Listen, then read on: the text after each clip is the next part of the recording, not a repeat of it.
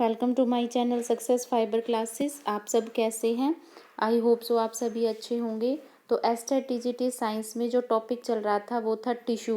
तो आज हम टिश्यू का पार्ट नंबर 3 करेंगे। तो कल मैंने टिश्यू का पार्ट नंबर 2 बनाया था, तो उसमें मैंने क्वेश्चन डिस्कस किए थे आपसे।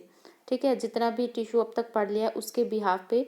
तो अब तक आपने अगर वो वीडियो नहीं देखी है तो चैनल पर विजिट करके आप उन वीडियो को देख सकते हैं। मैं आप लोगों को एस्टेट की तैयारी करा रही हूँ।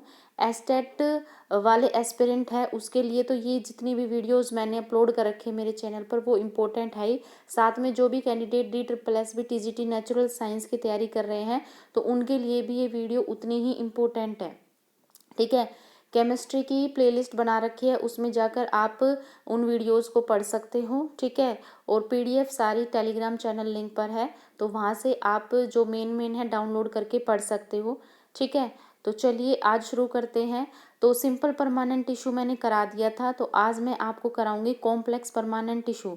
और अगर आप लोगों को मेरा कंटेंट अच्छा लग रहा है, PDF अगर अच्छी लग रही है, ठीक है, वीडियोस अच्छी लग रही है, तो चैनल को मतलब थम्स अप कर दिया करो। चैनल के ऊपर जो कमेंट होता है उसके अंदर, ताकि मुझे पता चले कि हाँ आप लोग बिल्कुल सेटिस्फाई हैं। ठीक है, तो चलिए शुरू करते हैं।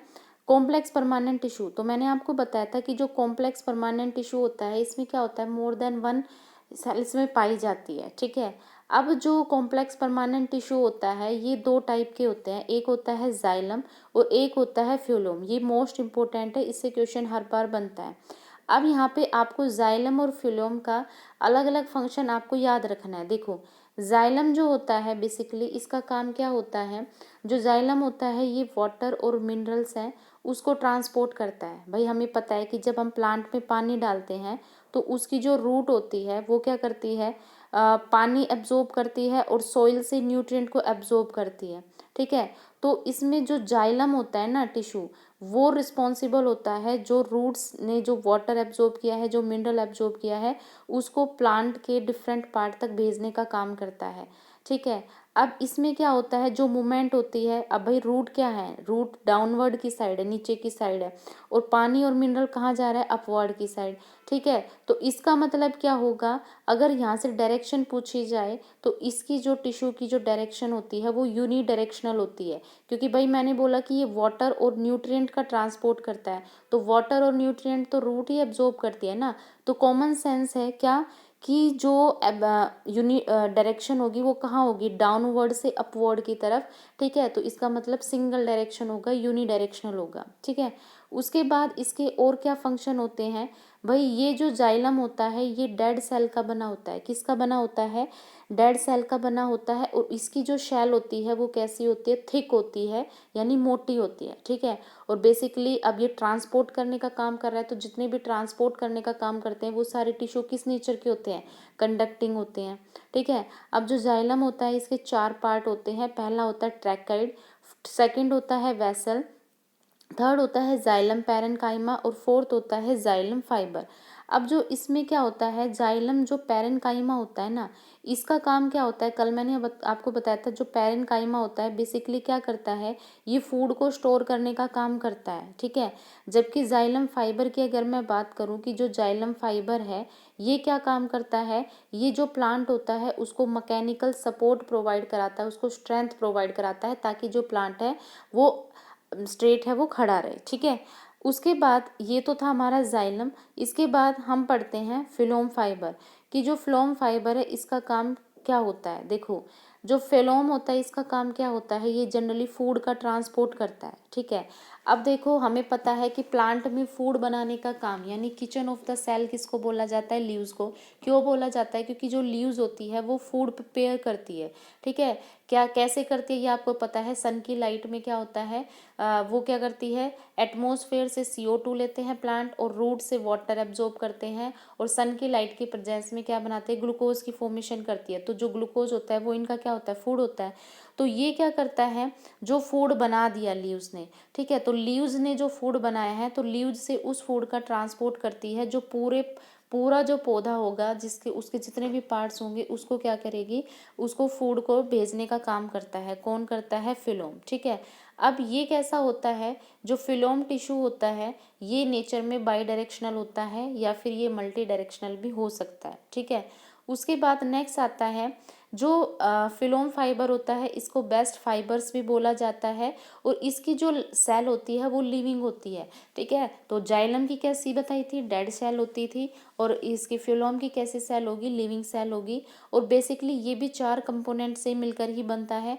तो कौन कौन से कंपोनेंट है यहाँ पे, सीव ट्यूब हो गया, कंपेनियन सेल हो गया, फिलोम पैरेन्काइमा हो गया और फिलोम फाइबर हो गए। तो चारों इसके कंपोनेंट है, ठीक है। तो कंपोनेंट से क्वेश्चन है वो बन सकता है, आपको 3 कंपोनेंट दे देंगे फिलोम के और 1 कंपोनेंट दे देगा ट्रैकेड का, तो कह देगा which of the following is not a component of phloem. तो आपको इसकी जो टाइप्स है ये भी पता होना चाहिए, ठीक है।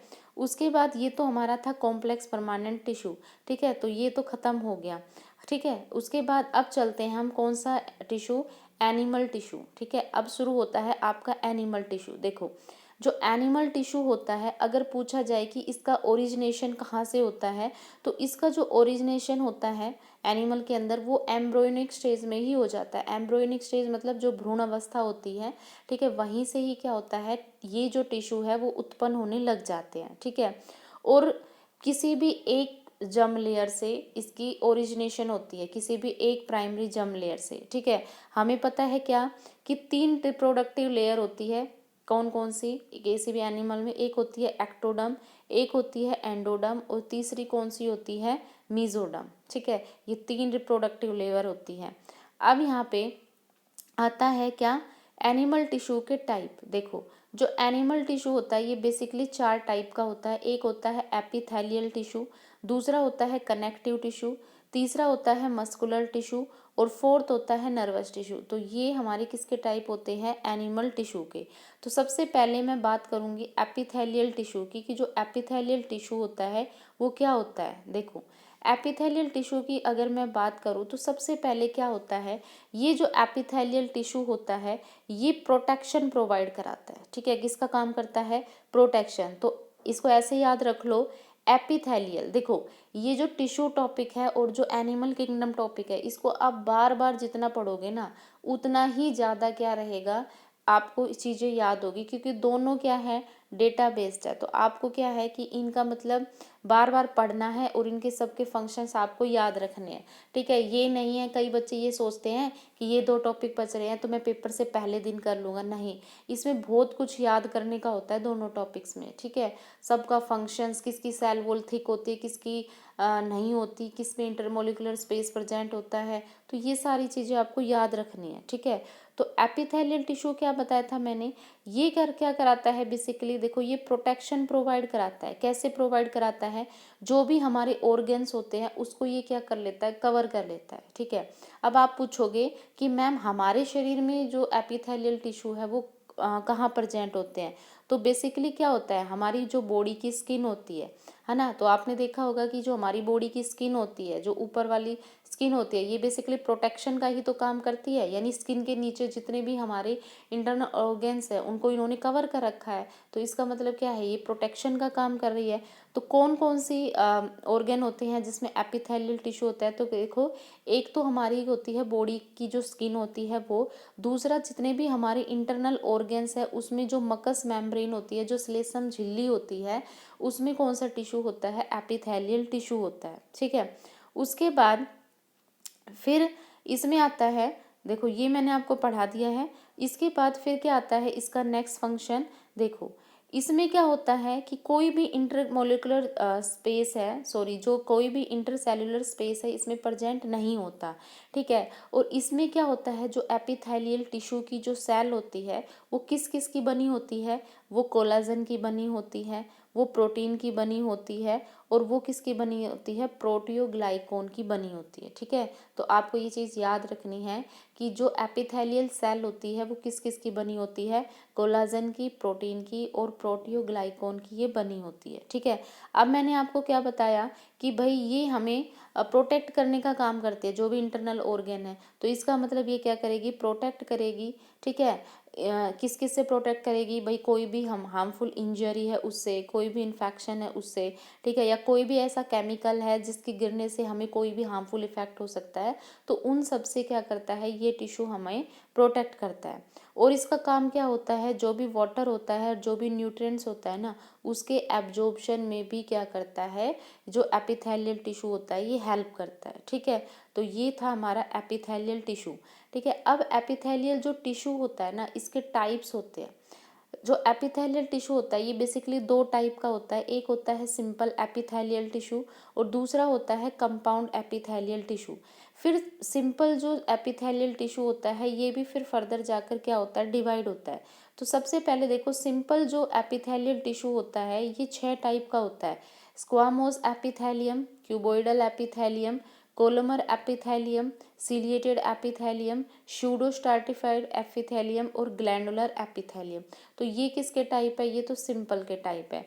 फिर हम चलते हैं कंपाउंड। सिंपल एपिथेलियल टिश्यू का मतलब है कि जिसमें केवल एक ही सेल होती है, ये जब हम डेप्थ में पढ़ेंगे ना तब मैं आपको बताऊंगी। कंपाउंड एपिथेलियल टिश्यू ये दो टाइप का होता है, एक होता है स्ट्रैटिफाइड कंपाउंड एपिथेलियम और दूसरा होता है ट्रांजिशनल कंपाउंड एपिथेलियम, ठीक है। तो ये क्या थे, एपिथेलियल टिश्यू के क्या थे, टाइप थे, ठीक है। तो आई होप आपको ये मैंने आज का पोर्शन जितना पढ़ाया है आपको समझ आ गया होगा। मैं ज़्यादा लंबी वीडियो नहीं रखती, पर हाँ जितना मैं पढ़ाती हूँ बिल्कुल पेपर जैसा ही पढ़ाती हूँ, ठीक है।